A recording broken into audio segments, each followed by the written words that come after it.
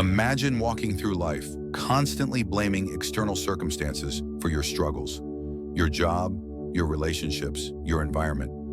You might think, if only this situation were different, I'd be happy, successful, or at peace. But what if I told you the real enemy isn't out there? It's within you. The Stoic philosophers like Marcus Aurelius and Epictetus taught us that the true source of our pain and suffering isn't the world around us, but our own thoughts, judgments, and reactions.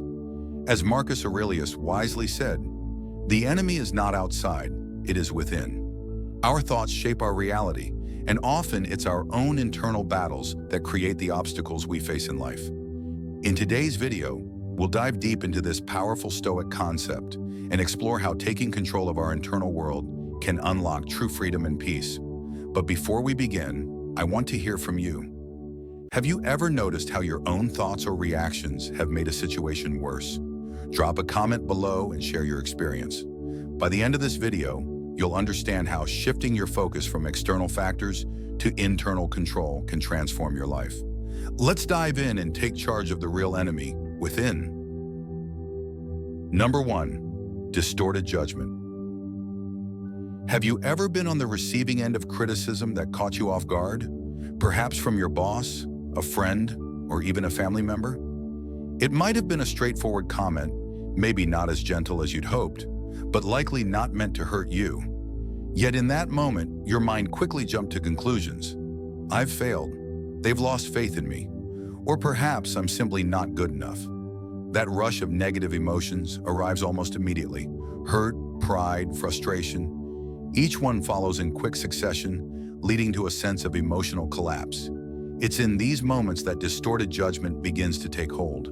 Our perception of the situation shifts, creating a reality that doesn't quite match the facts. The Stoic philosopher Epictetus reminds us of an important truth. What matters is not what happens to you, but how you react to it. Often what hurts us most isn't what someone says or does. It's the story we tell ourselves about it. Feedback feels like rejection. A pause in conversation becomes proof that we're being ignored. A minor mistake convinces us we're failures. These thoughts don't arise because the situation is catastrophic. They come because we've blurred the line between reality and emotion. A person trained in Stoic thought doesn't let emotion lead. Imagine their boss tells them a project fell short of expectations. Rather than spiraling, they stop, reflect, and ask themselves, was that truly criticism meant to harm me? Or was it helpful input I can learn from? Asking that calms the storm. The mind clears. Instead of retreating into self-doubt, they shift gears. Review the feedback, seek clarification, and plan how to improve. This is the gap between someone who's ruled by their thoughts and someone who rules over them. A Stoic understands this truth. Nothing that happens is inherently good or bad. It only becomes so once we assign meaning. It's easy to think that emotions are uncontrollable, as though they happen to us. But the reality is, emotions are a reaction to what we believe about the world. When we change our beliefs, we change our emotional response.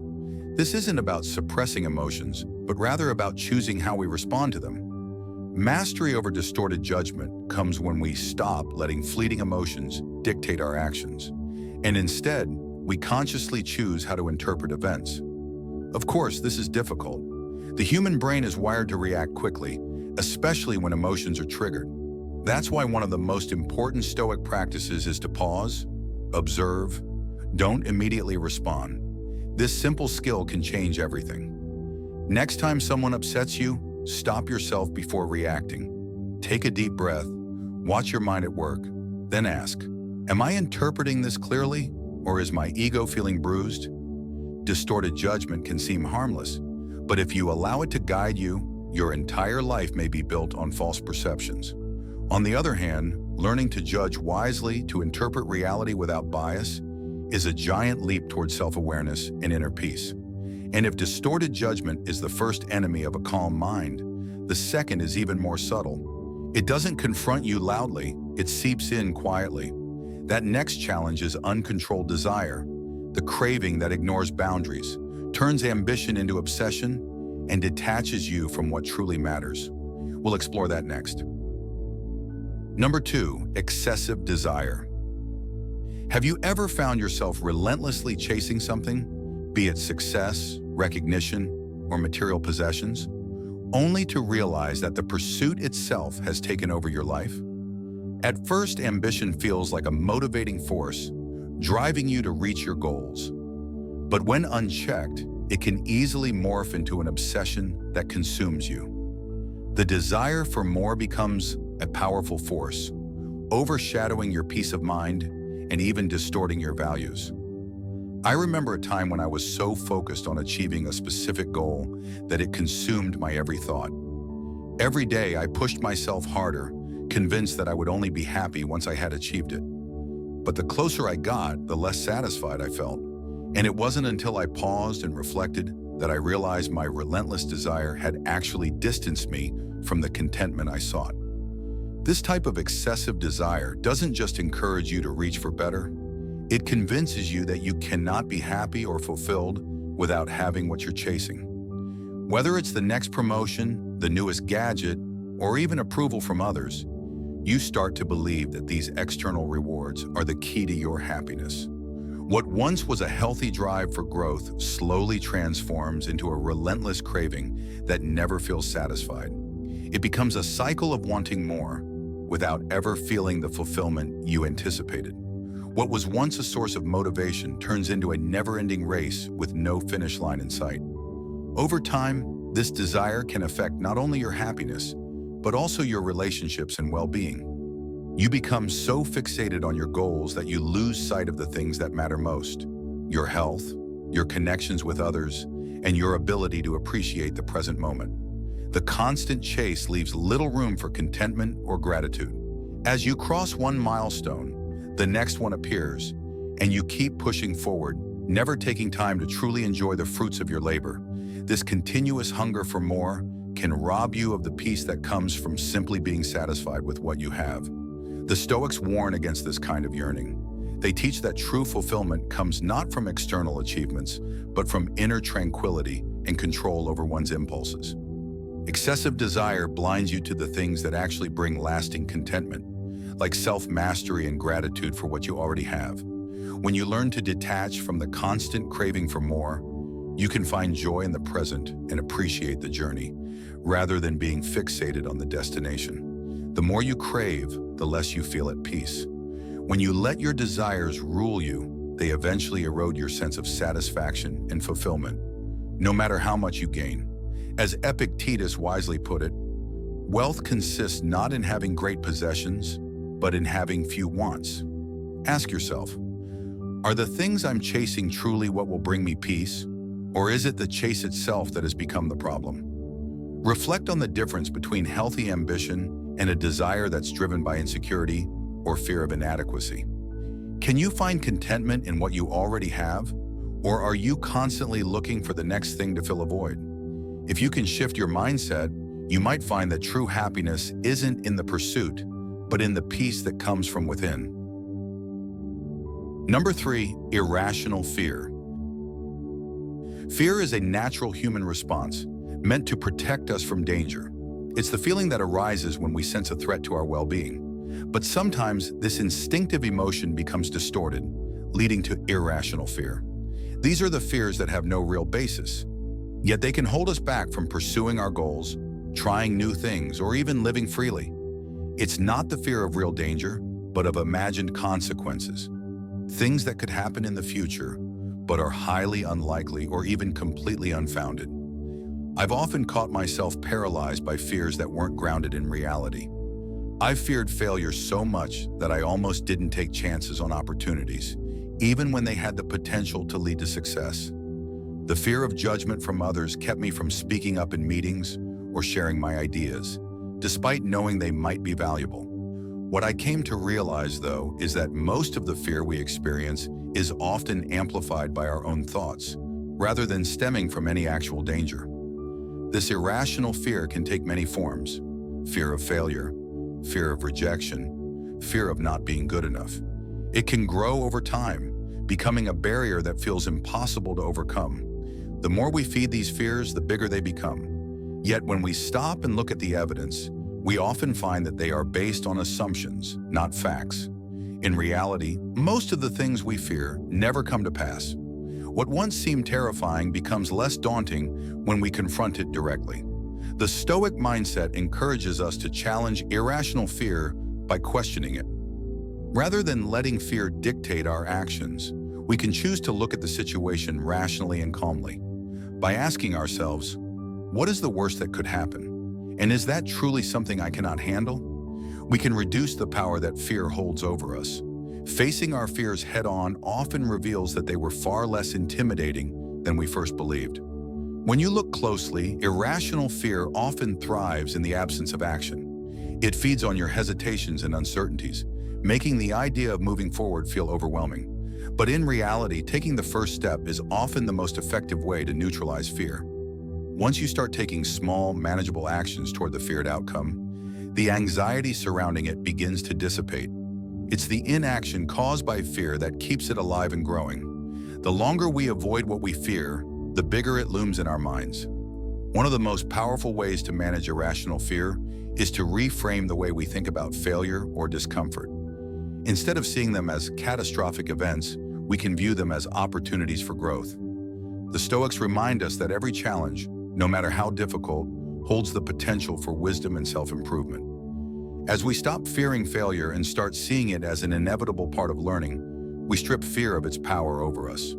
Over time, we build resilience and learn to navigate life with greater confidence and clarity, knowing that fear is just another emotion to be understood, not avoided. Irrational fear prevents us from taking action, from trying new things, and from living fully. It keeps us in our comfort zones, limiting our growth. As Seneca wisely noted, we suffer more often in imagination than in reality. So next time fear holds you back, ask yourself, is this fear based on a real danger, or is it just my mind creating obstacles that don't exist? By shifting your perspective, you may find that the things you fear are often just illusions, and the only way forward is to push through them. Number 4, uncontrolled anger. Anger is a natural emotion, a response to feeling wronged or hurt.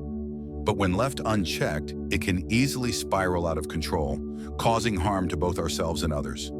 Uncontrolled anger is like a fire. If not contained, it consumes everything in its path, leaving destruction behind. It clouds our judgment, leading us to say or do things we later regret. Instead of addressing the issue calmly, we react impulsively, driven by intense emotions that cloud our clarity and prevent us from thinking rationally. Uncontrolled anger often leads to impulsive decisions, which we may later regret.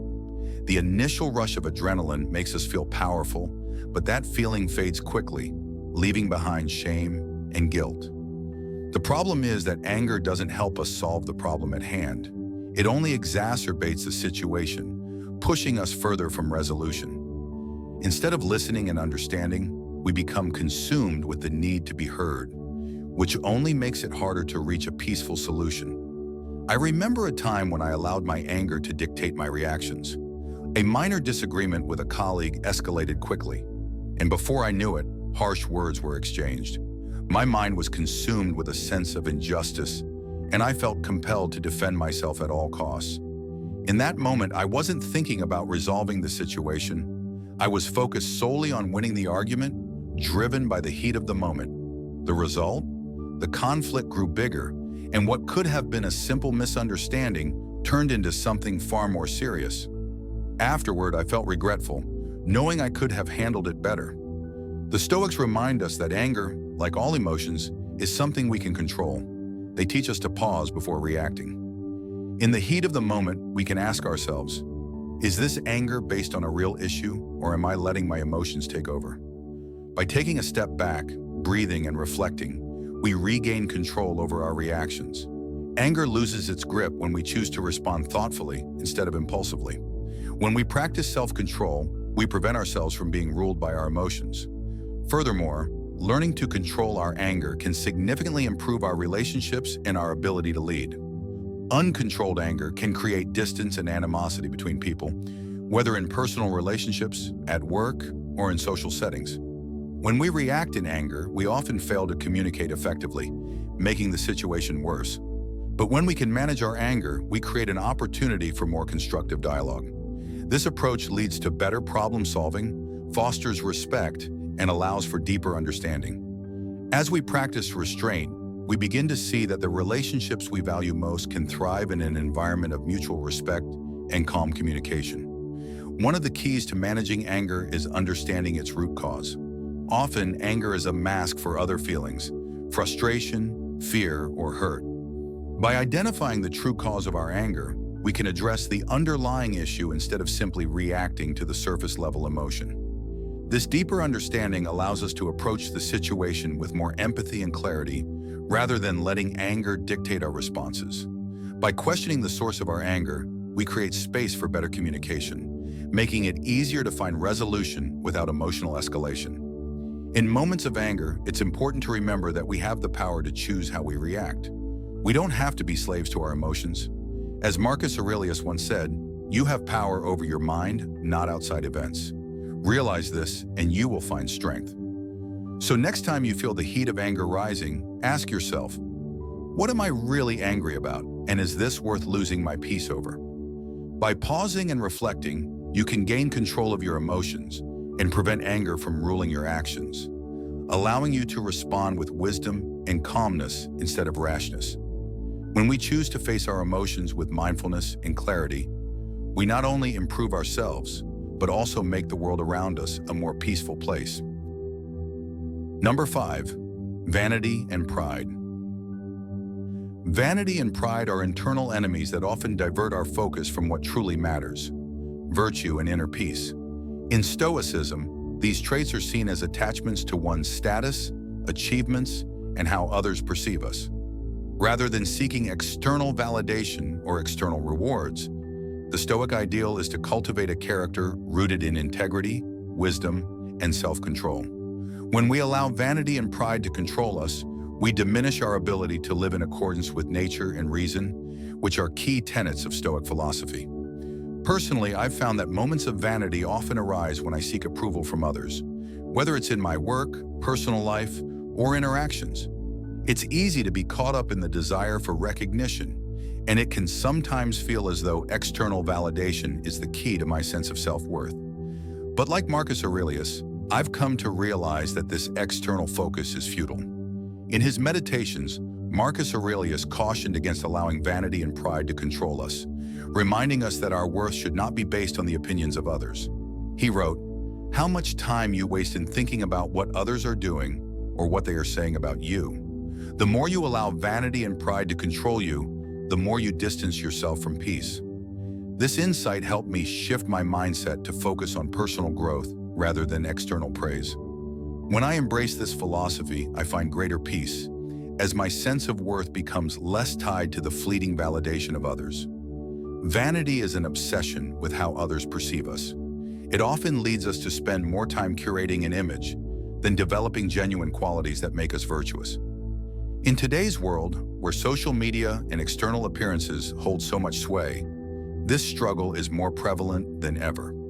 We might find ourselves focusing on what others think about our accomplishments, our looks, or our successes. Yet this constant craving for admiration can cloud our judgment, making us lose sight of what is truly important.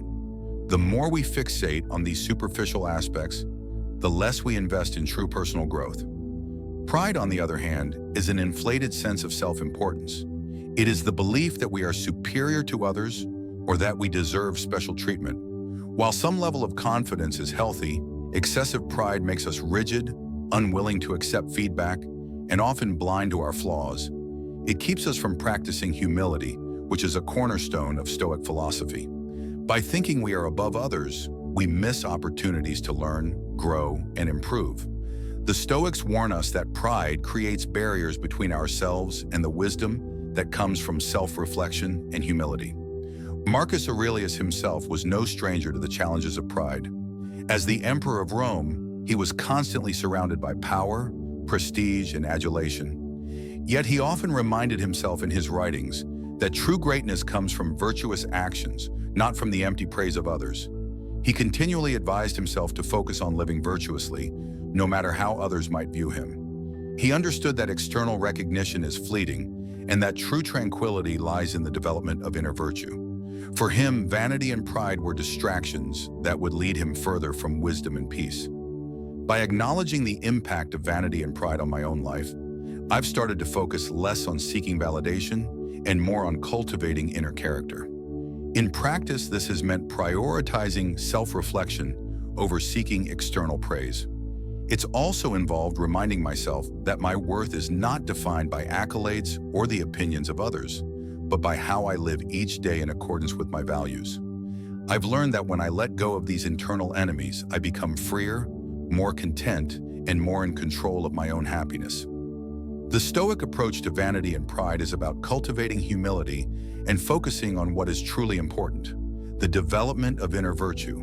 When we embrace this mindset, we become free from the constant need for external validation and begin to live more peacefully with a greater sense of purpose. By applying the wisdom of Marcus Aurelius and other Stoic philosophers, we can navigate the complexities of pride and vanity, focusing on the only thing we can truly control, our own character.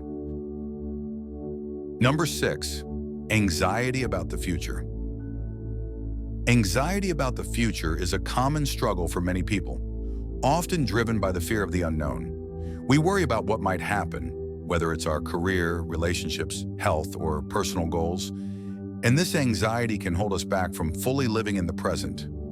The uncertainty of the future often leads us to overthink, plan obsessively, or even procrastinate as we try to control something we cannot yet grasp. The more we focus on what lies ahead, the less we are able to appreciate the moment we are currently in. The Stoics, however, have a powerful perspective on dealing with this anxiety. Marcus Aurelius, in particular, regularly reminded himself not to be consumed by future worries. In his meditations, he writes, "Do not waste time on what you cannot control. What is to come is not yet in your hands, so focus on what you can do today." This is a profound reminder that the future is not something we can control, no matter how much we worry about it. While it's natural to plan for what's to come, it's equally important to recognize that our current actions shape the future, not our anxious thoughts or worries.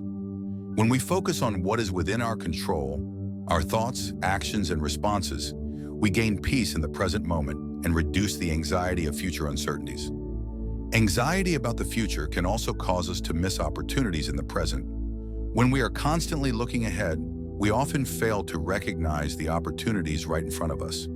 The Stoics urge us to focus on the here and now, to engage fully with the present moment, and to act with purpose today. By doing so, we create a future that is shaped by deliberate action rather than paralyzed by fear. Imagine you're preparing for a major exam that will determine your future career. The pressure builds as you think about the potential consequences of failing. Your mind races with, what if I don't pass? What if I disappoint my family? What if this is the end of my dream? Instead of studying effectively, you're trapped in a cycle of fear, making you less productive. But by applying Stoic principles, you take a step back. You focus on what you can control, your effort, your study plan, and your mindset. You remind yourself that worrying about the future isn't going to change anything, but your present actions can influence the outcome. This shift in focus not only calms your mind, but also helps you perform better because you're no longer paralyzed by fear. The danger of anxiety about the future is that it can prevent us from taking necessary risks and seizing opportunities. When we're fixated on potential failure or the fear of the unknown, we become hesitant to step outside of our comfort zones. The Stoic practice of focusing on what can be controlled helps break this cycle. By embracing uncertainty and recognizing that each moment is an opportunity to act, we begin to see the future not as a source of anxiety, but as a blank canvas waiting for us to create our path forward.